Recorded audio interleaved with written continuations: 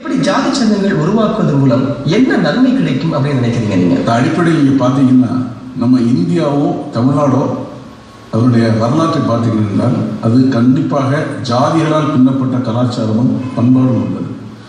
எல்லா நாட்டிலும் உள்ள கலாச்சாரங்களும் மறைந்து போன பட்சத்தில் நமது இந்தியாவில் மட்டும்தான் கலாச்சாரங்களும் பண்பாடுகளும் சிதையாமல் இருக்கின்றன.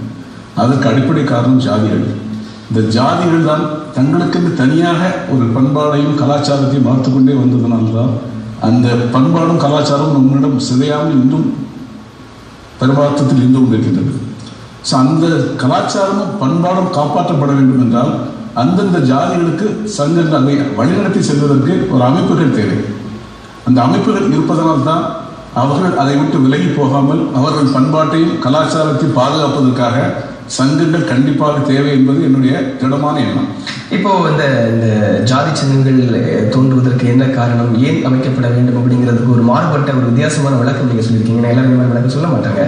இப்போ ஏதாவது ஒரு ஜாதி சங்கம் அந்த குறிப்பிட்ட ஜாதியுடைய பண்பாடு கலாச்சாரம் இந்த மாதிரி சில விஷயங்களை காட்டுறதுக்காக நாங்கள் இதை ஆரம்பிக்கிறோம் அப்படின்னு சொல்றீங்க. ஆனா இது அடிப்படையிலே எல்லோருடைய எண்ணத்திலையும் இந்த ஜாதி சங்கங்களுடைய பின்னணியிலையும் இதுதான் உண்மையான காரணம் இருக்கும்னு நினைக்கிறீங்களா? எங்களை பொறுத்த வரைக்கும் எங்களுடைய எண்ணம் அதுதான். மற்றவர்களை பற்றி அவருடைய மனசில் என்ன இருக்கிறதுன்னு நான் சொல்ல முடியாது. பட் அடிப்படையில் இதுதான் உண்மை. ஜாதி சங்கங்கள் ஏற்படுறதுக்கு காரணம் தங்களுடைய கலாச்சாரமும் தங்களுடைய நாகரிகமும் தங்களுடைய பண்பாடும் பாதுகாக்கப்பட வேண்டும், தங்கள் இன மக்கள் பாதுகாக்கப்பட வேண்டும், எல்லாவற்றிலும் அவர்கள் முன்னேற வேண்டும் என்ற ஒரு குறிக்கோளோடு தான் சங்கங்கள் ஆரம்பிக்கப்பட்டது. இதற்கு வேறு எந்த மாறுபட்ட கருத்தும் இல்லை என்பதுதான் என்னுடைய தரமான எண்ணம். இப்போ இந்த மாதிரி சங்கங்கள் ஆரம்பிக்கும் போது இதனால சமூகத்தில் சில பிரச்சனைகள், சில பிளவுகள், இந்த மாதிரி சில சூழ்நிலைகள்லாம் உருவாகுது. ஸோ இந்த ஜாதி சங்கங்கள் ஆரம்பிக்காமல் இருந்தால் இது போன்ற அந்த பிளவுகளையும் இந்த மோதல்களையும் குறைக்க முடியும்னு நினைக்கிறீங்களா? ஜாதி சங்கங்கள் ஆரம்பிக்காமல் இருந்தால் நமது நாட்டில் நீங்க சில தவறான என்னுடைய தனிப்பட்ட கருத்து தான். எல்லா மக்களுக்கும் சரியான சம உரிமை அளித்திருந்தால் இந்த ஜாதி சங்கங்கள், இந்த மோதல்கள், வன்முறைகளை தவிர்க்கலாம். சில குறிப்பிட்ட ஜாதியினருக்கு அதிகமாக ஒரு சலுகைகள் அளிக்கப்படுகின்றன. எண்ணிக்கையில் குறைவாக உள்ள ஜாதிகளுக்கு அவர்களுக்கு உரிய அந்த அந்தஸ்தோ அவர்களுக்கு உரிய உரிமைகளோ கிடைப்பதில்லை என்பதுதான் எங்களுடைய மன வருத்தம். அந்த காலகட்டங்களில் அப்படி ஒரு சூழ்நிலை வரும்பொழுது மோதல்களும் வன்முறைகளும் வெடிக்கின்றன. எல்லோருக்கும் அரசாங்கமும் சரி எல்லாருக்கும் பகிர்ந்து அந்த உரிமைகள் செல்வதாக இருந்தால் அந்த பிரச்சனைகள் வராது என்பது. இப்போ அதாவது குறிப்பிட்ட ஒவ்வொரு ஜாதிக்கும் உரிய அங்கீகாரம் கிடைக்கவில்லை அப்படிங்கிற ஒரு ஆதங்கத்துல தான் உண்மையாகவே இந்த வன்முறைகள் வருது அப்படின்னு நீங்க நினைக்கிறீங்க. அதுதான் உங்களுடைய கருத்தா? அதுவும் ஒரு காரணம். ஏனென்றால் நீ 234 தொகுதி எம்எல்ஏக்கள் இருக்கின்றார் என்றால் இந்த 234 எம்எல்ஏக்களில் 200 பேர் ஒரு 6 குறிப்பிட்ட இனத்தை சேர்ந்தவர் மட்டும்தான் ஆக்கிரமித்துக் கொண்டிருக்கிறார்கள். தமிழகத்தில் கிட்டத்தட்ட 300-400 ஜாதிகள் இருக்கின்றன. ஆனால் ஒரு 6 ஜாதிகள் என்றால் இந்த 200 இடத்தையும் பிடித்துக் கொள்கின்றார்கள். மற்ற இனத்தவர்கள் அவர்களுக்கு உள்ள உரிமைகள் கிடைக்கப்படுவதில்லை, அவர்களுக்காக சட்டசபையில் பேசுவதற்கு ஆட்கள் இருப்பதில்லை. அப்படி ஒரு காலகட்டத்தில் என்ன பண்ணுவது, சங்கங்கள் தான் அவர்களுக்கு குரல் கொடுக்க வேண்டிய ஒரு சூழ்நிலை இருக்கின்றன. தங்கள் உரிமைகளை அவர் எப்படி கேட்பார்கள்? தங்கள் சார்பாக சட்டமன்றத்திற்கு உறுப்பினர்கள் செல்ல முடியவில்லை. இந்த ஆதங்கம் எல்லோருக்கும் இருக்கின்றது. அந்த சூழ்நிலையில் தான் இந்த சங்கங்கள் தான் அவர்களுக்கு குரல் கொடுக்க வேண்டியிருக்கின்றன.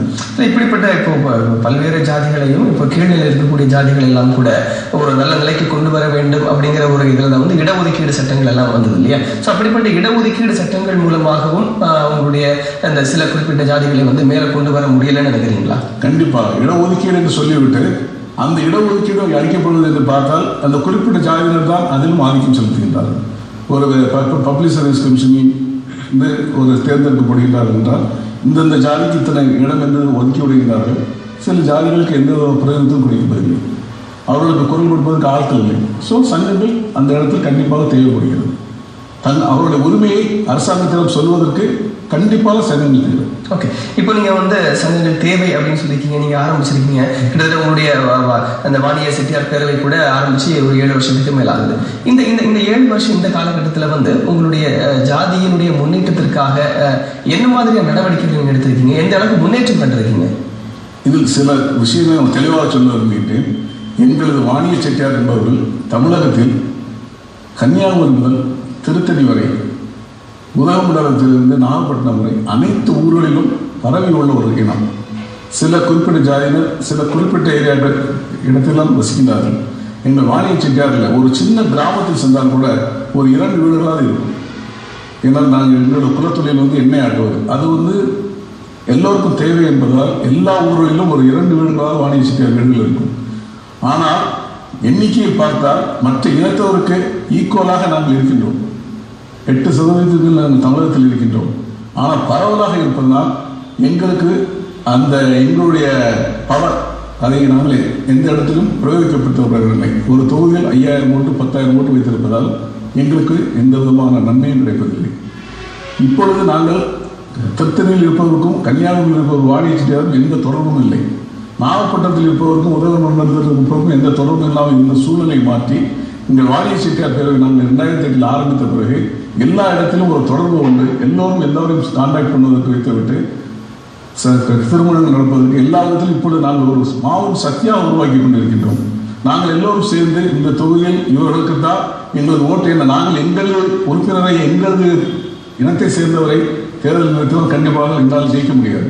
அந்த ஒரு குறிப்பிட்ட தொகுதியில் நாங்கள் ஒரு 10,000 ஓட்டோ அல்லது 20,000 ஓட்டோ தான் வைத்துக் கொண்டிருக்கின்றோம். அதனால் கண்டிப்பாக நாங்கள் ஜெயிக்க முடியாது என்று எங்களுக்கு தெரியும். ஆனால் வெற்றி பெறுவர் யார் என்பதை தீர்மானிக்கக்கூடிய சக்தி எங்களுக்கு இருக்கின்றது. ஆகவே இப்போ இதுவரை வழிநடத்தி செல்வதற்கு ஒரு சில அமைப்பு இல்லாமல் இருந்ததால் இப்பொழுது நாங்கள் ஒரு முடிவு எடுத்திருக்கின்றோம். நாம் எல்லோரும் ஒன்று சேர்ந்து நாங்கள் எங்களுக்கு எந்த உரிமைகளை யார் தருகின்றார்களோ அவர்களுக்கு ஆதரவளிப்பது என்பதை ஒரு வழியாக இப்பொழுதுதான் ஒரு முடிவுக்கு வந்திருக்கிறோம். அதுதான் நாங்கள் கிடைத்த எங்களுக்கு முதல் வெற்றி.